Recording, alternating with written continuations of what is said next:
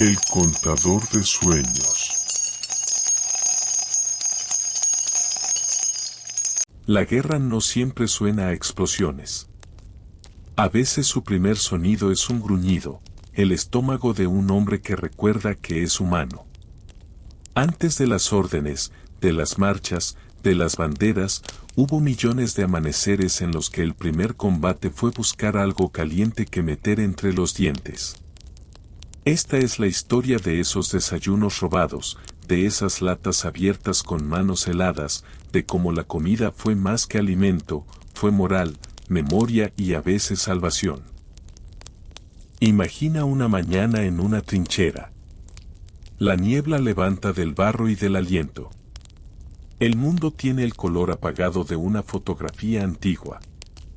Un soldado abre una lata mientras la metralla parece lejos, pero no demasiado.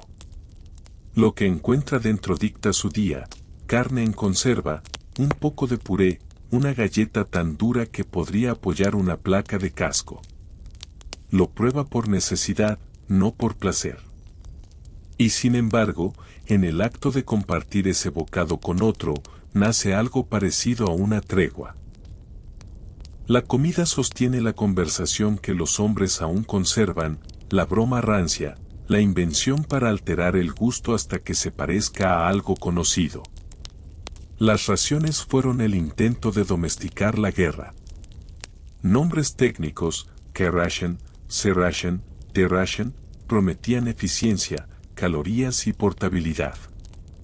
Detrás de esos embalajes había decisiones estratégicas: peso, vida útil, coste. No había lugar para el gusto. La prioridad no era el deleite, era la supervivencia. Aún así, cada ejército imprimió en su ración su propia cultura: el té británico, el pan alemán, el arroz japonés, la sopa soviética. Eran mapas comestibles del mundo en guerra. Los estadounidenses patentaron la utilidad. Sus K-rations eran pequeñas cajas que prometían 3 comidas al día y, en las manos correctas, podían alargarse, compartirse, reinventarse. Una galleta molida mezclada con chocolate y un toque de café podía transformarse en una masa frita que, por un instante, recordaba la textura de un pan. El ingenio del soldado convirtió lo industrial en casi familiar. Una barra de chocolate escondida entre el cartón podía devolver la idea de casa por un segundo. Por un momento, el barro parecía una lejanía. En las estepas y las ciudades heladas del este, la comida dejó de ser confort para convertirse en prueba. Los alemanes, que habían empezado la campaña alimentados con pan de centeno y embutidos, vieron cómo su menú se tensaba hasta convertirse en sustitutos: pan con harina mezclada con almidones, café hecho de raíces, margarina en lugar de mantequilla. La logística se rompió con el barro, el frío y la distancia. Las latas se congelaban, los hombres calentaban comida sobre motores y cascos, con la torpeza de quien hace fuego en un mundo que no perdona. La Unión Soviética llevó la austeridad a un extremo de resistencia. Pan negro, caza, repollo. En Stalingrado o en los inviernos prolongados, alimentar a una unidad era a veces cuestión de ingenio colectivo: hervir lo que fuera, racionar una cucharada para 5, buscar tubérculos en casas destruidas. La creatividad alimentaria soviética fue también la expresión de una cultura que convirtió el sufrimiento en narrativa de fortaleza. Compartir una porción significaba sostener la moral de un grupo entero. En el Pacífico, la humedad devoraba la provisión. El arroz, pilar japonés, se echaba a perder en bodegas calientes. El pescado seco y la sumeboshi eran tesoros que se guardaban con celo. La logística naval se convirtió en arteria frágil: barcos hundidos, convoys atacados, islas aisladas. Los soldados aprendieron a comer la selva, raíces, frutas silvestres, insectos. No era glamorosa la supervivencia. Era práctica y a veces brutal. El hambre allí no era solo carencia, era un enemigo más en la lista. Los británicos trajeron la ceremonia del té al barro de todos los frentes. Un termo de agua caliente podía sostener la dignidad. Las galletas duras, el bully beef en lata, la mermelada pegajosa, elementos que combinados eran la versión local de la resistencia cotidiana. El té era más que bebida, era símbolo de continuidad, una hebra que conectaba la trinchera con la casa. Incluso en las peores jornadas, si había agua caliente, había calma efímera. La falta de todo creó economías subterráneas entre hombres, chocolate por tabaco, una porción de pan por una cuchara. Surgieron mercados improvisados en pueblos destruidos, civiles y soldados negociaban, intercambiaban, sobrevivían. El poder del paquete desde casa fue casi religioso, una carta, una foto, galletas caseras.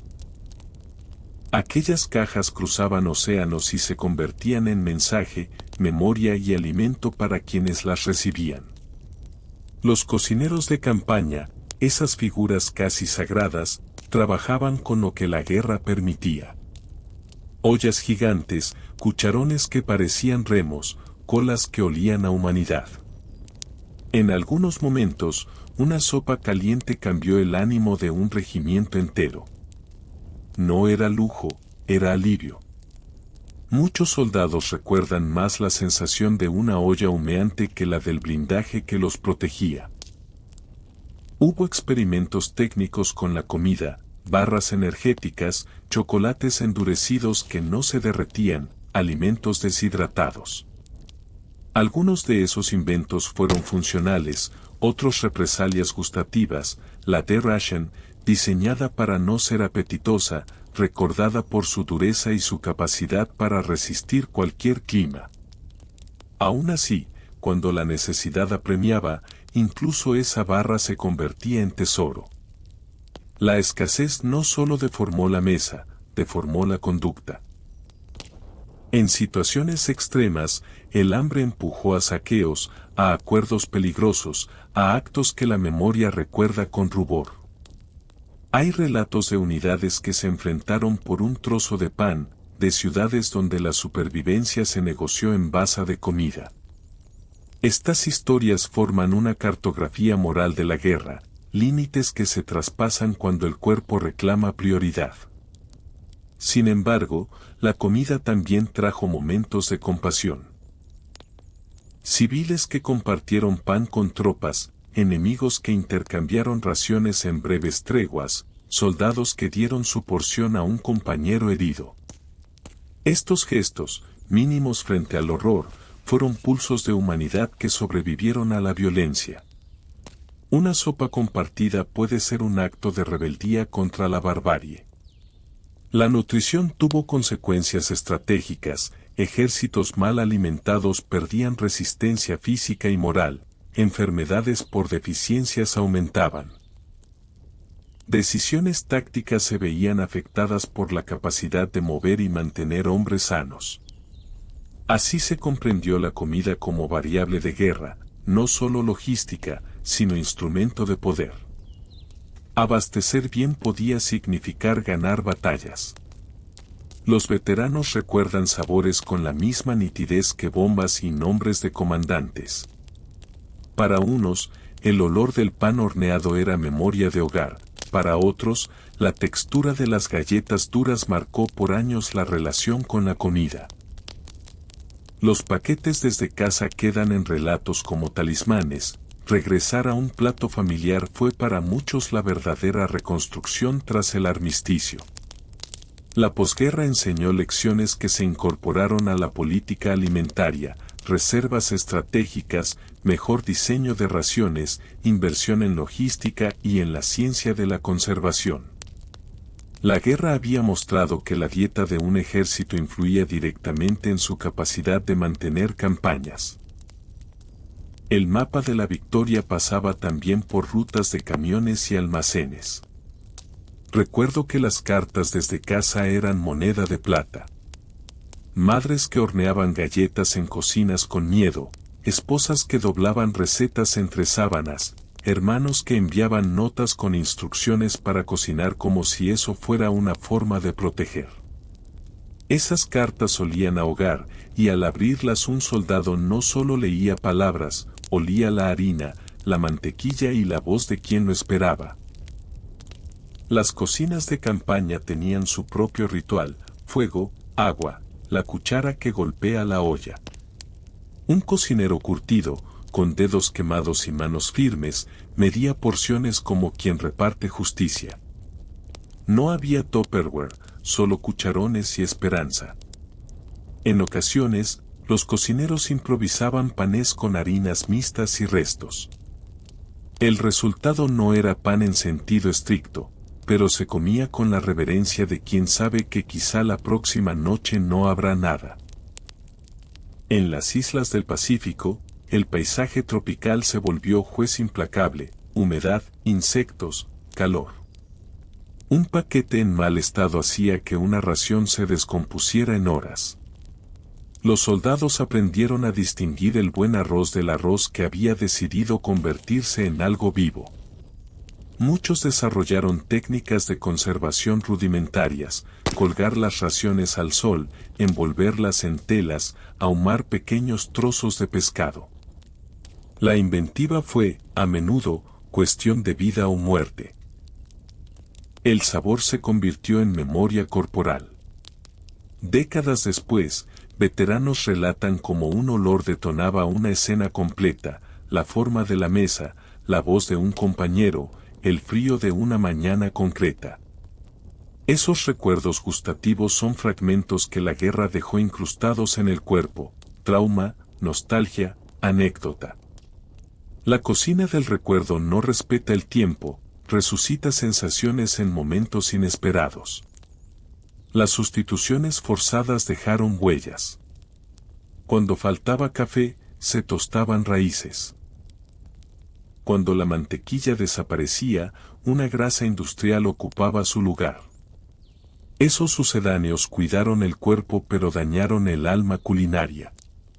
La falta de grasas, vitaminas y proteínas generó problemas médicos que muchas veces se confundieron con el propio azar del combate: debilidad, infecciones, menor rendimiento.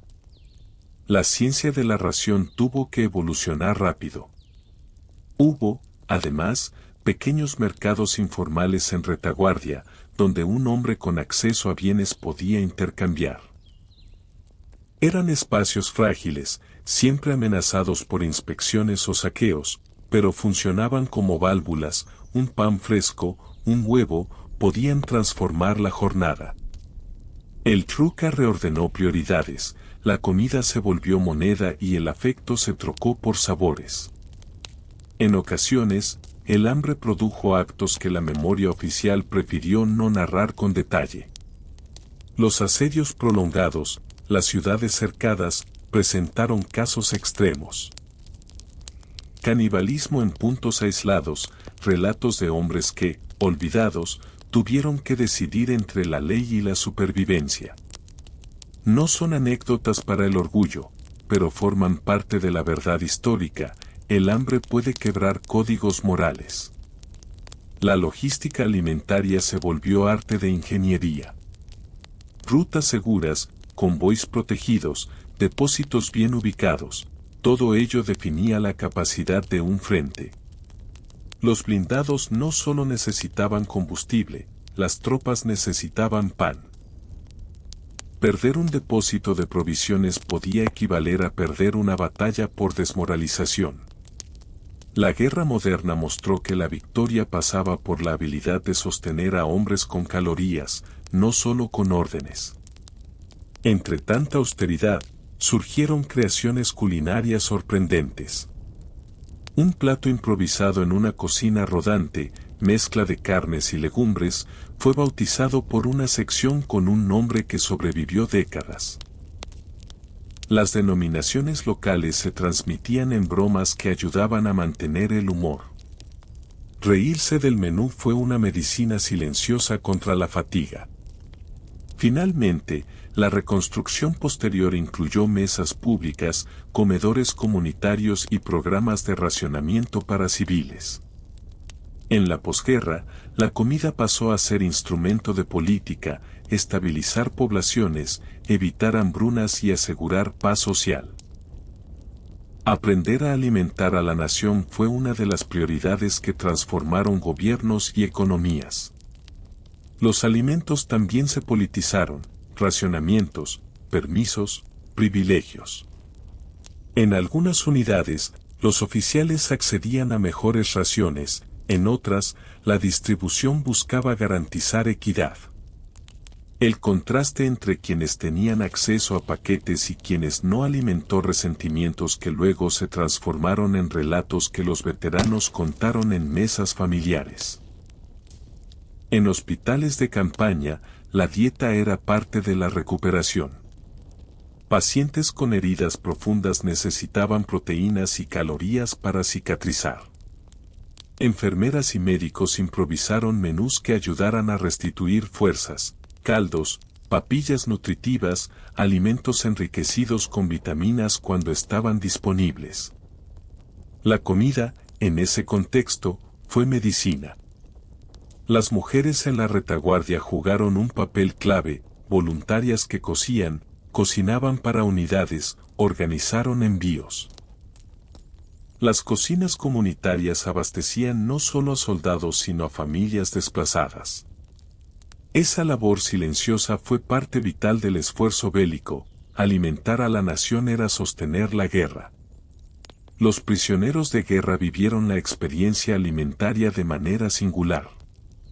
Sus raciones dependían de la capacidad del captor, algunos recibían mínimas porciones, otros fueron objeto de castigos que pasaban también por la privación. Los registros muestran que la comida tuvo un peso directo en la mortalidad de los prisioneros. En la memoria cultural, muchas recetas populares surgieron como legado de escasez.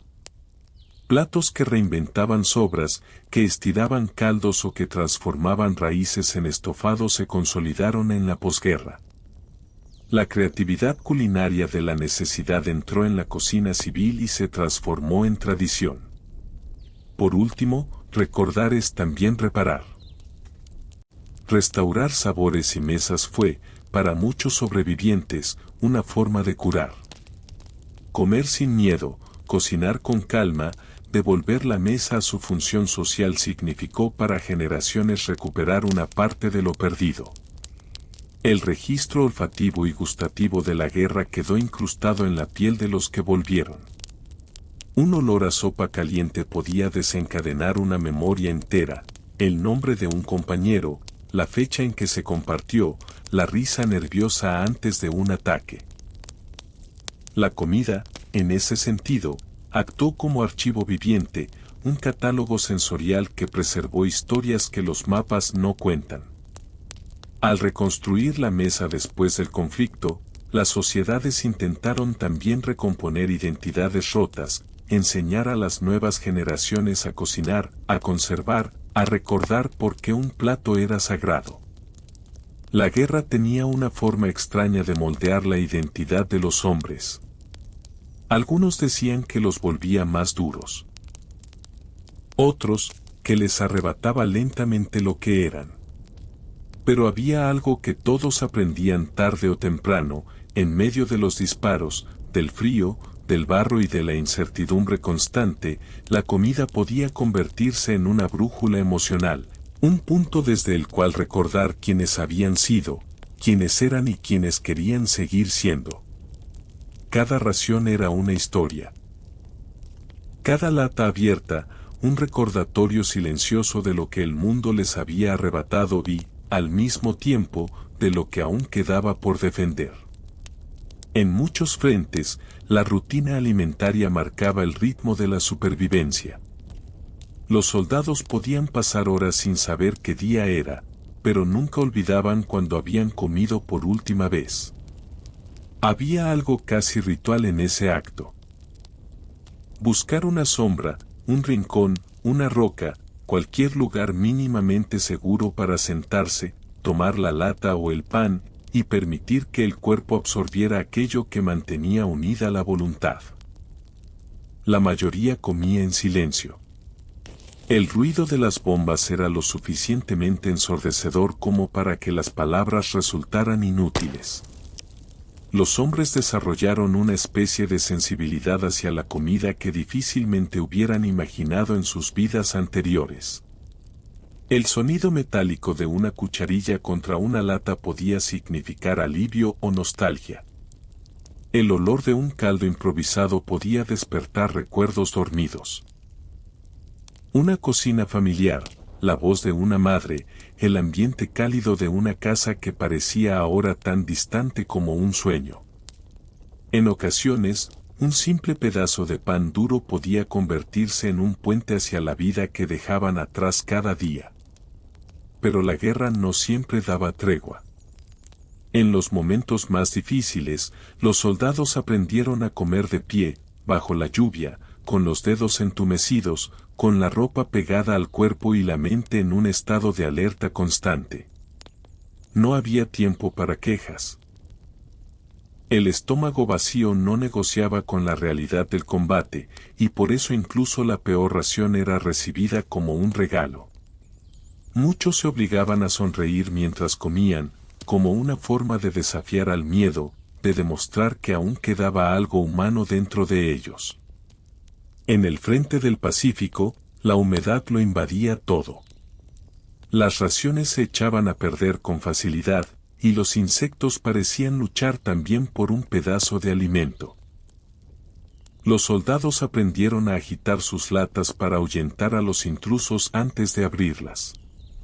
El olor a carne procesada mezclado con el aire salado y la vegetación tropical creaba una mezcla difícil de olvidar.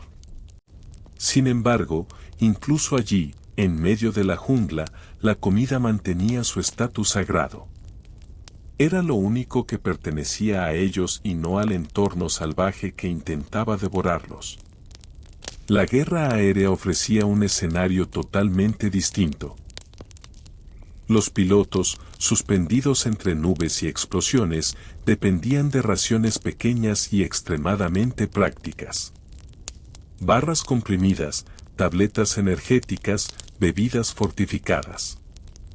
En las alturas no había tiempo para rituales, pero sí para pensamientos profundos. Muchos pilotos guardaban una tableta especial para los momentos en que sentían miedo, como si aquel pequeño gesto tuviera el poder de protegerlos.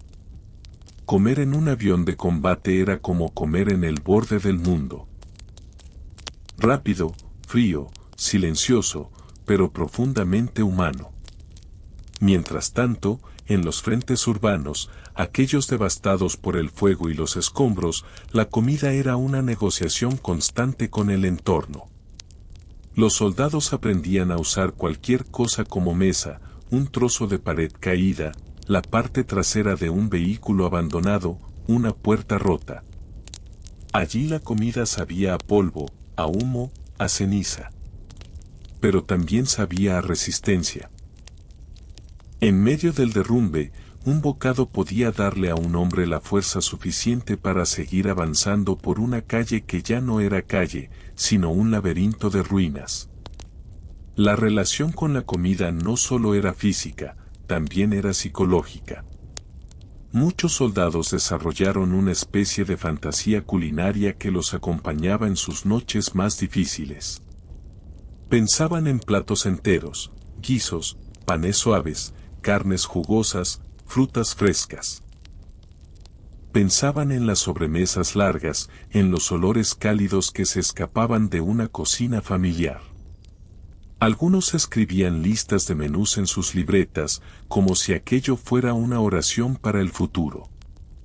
Soñar con comida era un acto de resistencia mental. En los barcos, la vida era distinta. El mar creaba su propio sistema de rutinas y silencios, y la comida se convertía en una constante relativamente estable. Las cocinas navales producían raciones más variadas, aunque no siempre más sabrosas.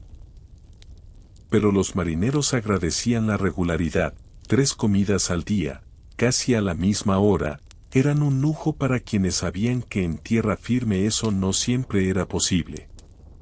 Sin embargo, incluso allí, el ambiente podía tornarse pesado. Comer en un barco durante una tormenta era una experiencia marcada por el movimiento, el ruido y la incomodidad, pero también por la certeza de que aquel plato era una forma de sostener la moral. Las diferencias entre ejércitos también se hacían evidentes en la comida. Algunos tenían raciones más completas y variadas, otros apenas lograban repartir lo indispensable. Pero sin importar la calidad, la comida cumplía una función universal, unía a los hombres en una experiencia compartida. Las comidas improvisadas bajo el fuego enemigo, las sopas aguadas que circulaban entre manos temblorosas, los panes duros que se rompían con esfuerzo. Todo eso formaba parte de un lenguaje silencioso que hablaba de camaradería y supervivencia. Los soldados también compartían sus trucos para mejorar la comida. Algunos mezclaban sabores imposibles, otros calentaban las latas sobre el motor de un vehículo, otros convertían migajas en platos completos usando la imaginación. No era cocina, era puro ingenio de supervivencia. En esos momentos, un soldado podía sentirse nuevamente humano, capaz de crear algo en un mundo donde todo parecía estar diseñado para destruir. Con el paso de los meses, la comida comenzó a simbolizar algo más profundo, la promesa del regreso. Cada vez que un soldado probaba un bocado que le recordaba al hogar, la guerra se hacía un poco más soportable. Comer se convirtió en un acto de memoria emocional. Y aunque muchos platos eran apenas sombras de lo que una vez conocieron, seguían cumpliendo su función, mantener viva la idea de que la vida continuaría después de las bombas, después del dolor, después del miedo. La guerra, sin embargo, no perdonaba la nostalgia. Algunos soldados evitaban hablar de comida para no despertar anhelos imposibles. Otros se aferraban a esos recuerdos como si fueran amuletos. Cada quien encontraba su forma de sobrevivir. Y en cada historia, la comida, en sus formas más humildes, aparecía como protagonista silenciosa, sosteniendo cuerpos agotados y almas desgastadas. Cuando los soldados finalmente veían llegar un convoy de suministros, algo parecido a la esperanza encendía sus miradas. No importaba si eran las mismas latas de siempre, los mismos panes endurecidos, las mismas sopas insípidas. Era alimento. Era vida. Era continuidad. Aún en medio del caos, la comida seguía siendo un recordatorio de que el mundo no se había rendido. Y así, entre raciones frías, latas abolladas, panes duros, caldos diluidos y pequeños momentos de alivio, la guerra avanzaba. Pero también lo hacía la humanidad. Porque mientras los hombres siguieran compartiendo comida, aunque fuera poca, aunque fuera miserable, seguirían recordando que aún quedaba algo dentro de ellos que la guerra no podía destruir, el deseo de vivir, de regresar, de volver a sentarse frente a una mesa real en un lugar que pudiera llamarse hogar. Había un momento en la guerra que ninguno de los soldados olvidaba, el instante en que la comida dejaba de ser simplemente comida y se transformaba en un símbolo, en un puente invisible entre el horror del presente y la promesa incierta del futuro. Ese momento llegaba de muchas formas. A veces durante una noche tranquila después de un combate interminable, otras en medio de un silencio extraño que se colaba entre los árboles, y a veces mientras compartían una ración seca bajo la mirada indiferente de un cielo gris. La comida, aquella que tantas veces despreciaron en la vida civil, se convertía en el centro de su existencia emocional. Muchos soldados describieron que, con el paso del tiempo, dejaron de recordar claramente los sabores del pasado. Los platillos que solían disfrutar parecían desvanecerse como fotografías viejas, perdiendo nitidez. Pero en su lugar surgía algo más poderoso, la sensación de pertenencia. No era el sabor lo que extrañaban, sino el acto. El simple ritual de sentarse junto a una mesa, de escuchar cubiertos chocar suavemente, de sentir el olor de una comida recién hecha. Ese ritual era ahora un lujo, una memoria lejana que la guerra había convertido en un tesoro intangible. Conforme la guerra se extendía y las líneas de combate se movían como sombras caprichosas, los soldados aprendieron a crear nuevos rituales alrededor de la comida. Algunos guardaban un trozo de pan para los momentos de mayor desesperación. Otros guardaban latas vacías como recordatorio de que alguna vez tuvieron algo con que sostenerse. Incluso surgieron supersticiones. Latas que debían abrirse con la mano izquierda, pan que debía compartirse en silencio, cucharas que se convertían en amuletos personales. Todo era válido si ayudaba a mantener vivo el espíritu. En los frentes más aislados, donde la comunicación era escasa y el clima convertía cada día en una prueba de resistencia, la comida se transformó en un lenguaje emocional. Los soldados no necesitaban hablar para expresar su cansancio. Bastaba con la forma en que sostenían una lata, con la manera en que masticaban en silencio, con el tiempo que tardaban en terminar su ración. La guerra había creado un código no verbal donde cada gesto estaba cargado de significado. Allí, un soldado podía leer la mente de otro con solo verlo comer. Con el paso de los meses, la creatividad culinaria se volvió parte fundamental de la supervivencia.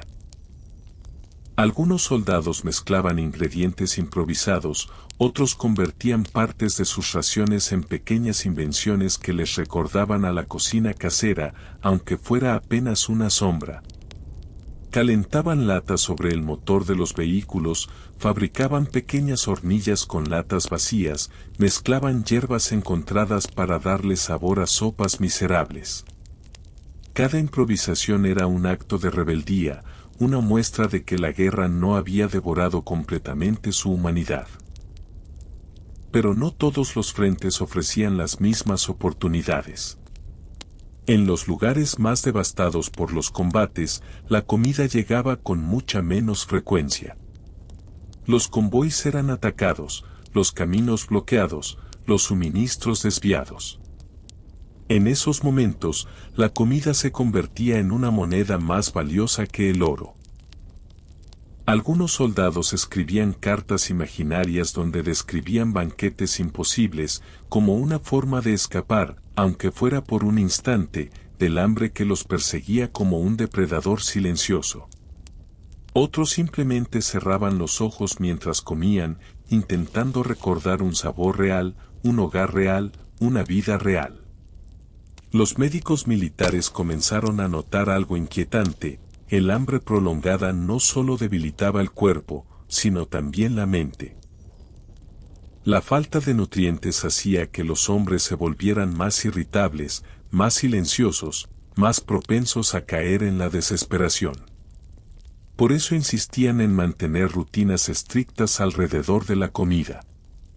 No era solo nutrición, era una forma de mantener el orden mental en un mundo que parecía desmoronarse día tras día. La comida se convirtió en una especie de terapia colectiva.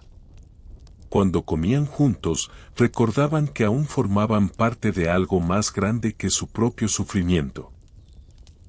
En los hospitales de campaña, la situación era diferente. Allí, la comida servía como celebración discreta de la vida. Un plato caliente era una victoria silenciosa, un recordatorio de que habían sobrevivido un día más. Los enfermeros sabían que un buen caldo podía levantar la moral más rápido que cualquier palabra de aliento. Y aunque los ingredientes fueran escasos, hacían todo lo posible por darles a los heridos un momento de paz. Muchas veces, una simple sopa aguada tenía el poder de arrancar una sonrisa cansada o una lágrima inesperada. A medida que la guerra avanzaba hacia su fase final, la comida comenzó a revelar algo profundo sobre la condición humana.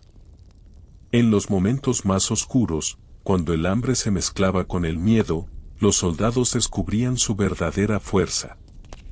No era la pólvora, ni los entrenamientos, ni las órdenes de los superiores lo que los mantenía en pie. Era el deseo de volver a sentarse frente a una mesa real, en un hogar real, rodeados de las personas que amaban. Ese deseo se convirtió en un motor silencioso que impulsaba cada paso, cada decisión, cada día sobrevivido. Cuando empezaron a circular rumores de que la guerra podía terminar pronto, las conversaciones sobre comida se hicieron más intensas. Algunos hablaban del primer plato que pedirían al volver. Otros mencionaban recetas familiares. Otros simplemente imaginaban el olor del pan recién horneado. Era como si, de repente, el hambre dejara de ser solo una sensación física y se convirtiera en una fuerza espiritual que los conectaba con la vida que estaban a punto de recuperar. Y cuando finalmente llegó el día del silencio, aquel día en que las armas guardaron un descanso inesperado, los soldados descubrieron algo que no esperaban: la comida sabía diferente. No mejor, no peor, solo diferente. Sabía a alivio, a cansancio, a nostalgia y a una mezcla extraña de alegría y tristeza. Muchos la comieron en silencio, conscientes de que ese plato, por simple que fuera, marcaba el inicio de un regreso emocional que no sabían si estaban preparados para enfrentar. Pero mientras comían, una verdad se hizo evidente: la comida los había acompañado durante toda la guerra como una sombra leal. Había sido su consuelo, su refugio, su excusa para seguir adelante. Había sido una promesa, una plegaria silenciosa, una chispa de humanidad en medio del horror. Cuando los soldados regresaron a casa, descubrieron que la comida ya no tenía el mismo significado. Los sabores eran más intensos, los aromas más profundos, los rituales más sagrados. Algunos se emocionaban al probar un plato sencillo que antes consideraban insignificante. Otros lloraban en silencio frente a una mesa llena, recordando todas las veces que soñaron con ese momento en un campo frío y lejano. Con el tiempo, la vida volvió a su ritmo habitual. Pero dentro de cada hombre quedó una enseñanza grabada para siempre: que la comida, la más humilde, la más básica, es un recordatorio poderoso de la vida misma.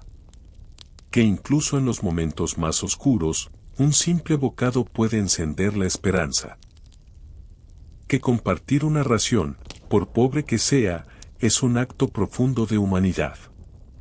Porque al final, la guerra les arrebató muchas cosas. Pero también les enseñó que mientras exista un lugar donde sentarse y comer en paz, la vida aún tiene espacio para reconstruirse.